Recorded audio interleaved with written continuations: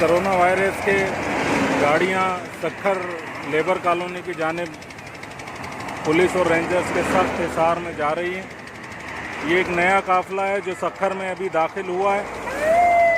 ये कई गाड़ियों पर मुश्तमिल काफ़िला है जो सक्खर शहर में पुलिस और रेंजर्स की सख्त सिक्योरिटी में दाखिल हो रहा है। आप देख सकते हैं इससे पहले तकरीबन 300 के करीब ज़ायरीन जो